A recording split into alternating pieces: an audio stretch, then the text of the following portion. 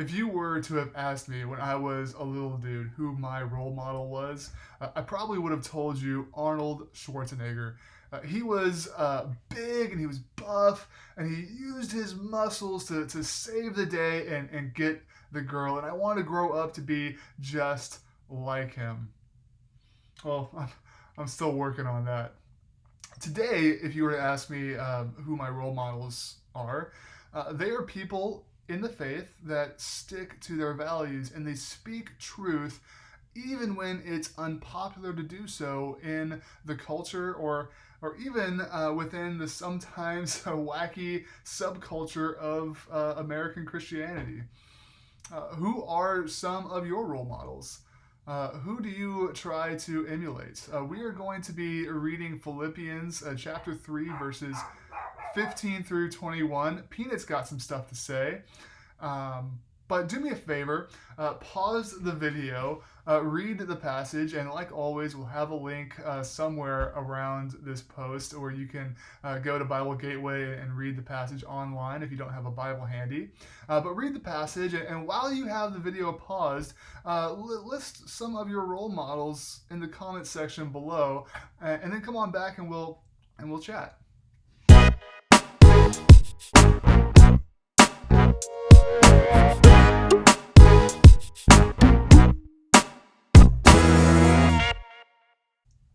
In today's world, there is no shortage of role models that we can choose from. It seems like anyone with an opinion and a web camera can post videos of themselves on YouTube ranting about whatever hot take they have and become what's called a social media influencer.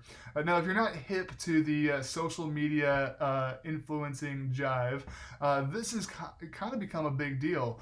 These people in their bedrooms or in their office, in their homes, can amass huge followings for good or for bad. This is how you get an entire generation to eat Tide Pods, after all, because some influencer told kids that it was a cool thing to do. For some people, the role models are a favorite actor or an actress, as was the case for little Scott.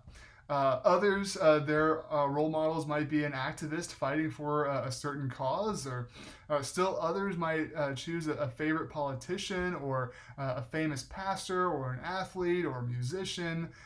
Maybe you're not impressed with pomp and fame, and it's your role model is somebody that's in your life, a parent, a sibling, a friend, a teacher, maybe even a boss if you're some kind of weirdo, a teacher that, or maybe somebody that you go to church with. Somebody is going to be your role model, or at least influence you, whether you consciously put them in that position or not. So, what should you look for in a role model? Well, Paul gives us some tips. He says that we should look for godly people that strive towards the kingdom of God, people who live lives of integrity and honesty, and who love God and love people and build their lives on biblical values.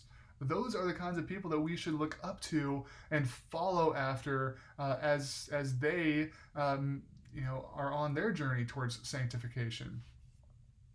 With so many people competing for our fealty, there are plenty of examples of folks who just flat out don't deserve to be our role models. Paul lists those characteristics in verses 18 and 19. These are people who are enemies of the cross of Christ.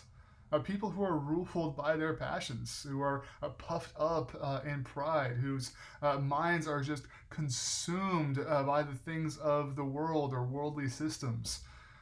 And Paul tells us that with tears in his eyes, he sees Christians following after such people and following them away from Christ. And it's so heartbreaking because their ultimate destination of those influencers is destruction. So who are you following? Even those who come in the name of Christ can be a bad role model. Maybe they don't mean to be. Maybe they're genuine Christians, but they're just a little bit misguided, and they have somehow amassed a huge, huge following. Um, Occasionally I like to glance at Twitter, and Twitter's algorithm. If you don't know, it's really hard to be on Twitter and find an opinion that you disagree with. Twitter has their algorithm down pat, but they haven't been able to quite figure me out because I don't really fit into any one political camp. And so they show me posts, oftentimes from Christians who are all across the political spectrum. Some Christians that are more left leaning, some Christians that are more right leaning. And what I've noticed is that some of these Christians, and many of them are pastors or even big name evangelists. And they're all on all sides of the political spectrum, like I said. But what I've noticed is that their Twitter feeds become dominated by their ideology or their politics more so than the gospel or biblical truth. In effect, they become evangelists more so for their political ideology than they are for Christ, and that is a scary place to be in.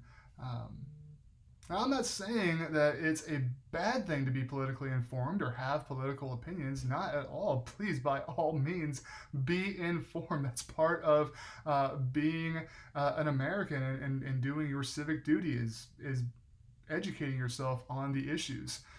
The danger comes when our politics influences our faith more than our faith influences our politics. And even more dangerous when we start demonizing or attacking and name-calling those who disagree with us. Like I said this past Sunday, I love my country. I consider myself to be a patriot. But Paul reminds us that ultimately our citizenship is in heaven. The people that we look up to, the influencers that we subscribe to on social media, the Twitter accounts that we follow, the role models that we choose, they should be humble.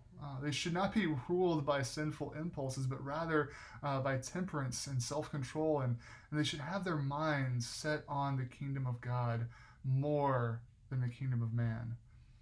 Paul ends by reminding us that while we are striving towards the goal of sanctification in this life, we should look for role models that help us along as we run that race.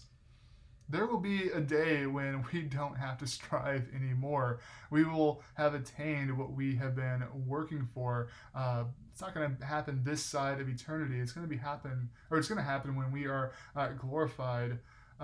When Jesus comes and takes us up. And that's the day that we'll have glorified bodies. Maybe then my dream of looking like Arnie will come to fruition. Well, thank you so much for joining me. I hope you enjoyed today's Devo. Have a wonderful rest of your week, and God bless.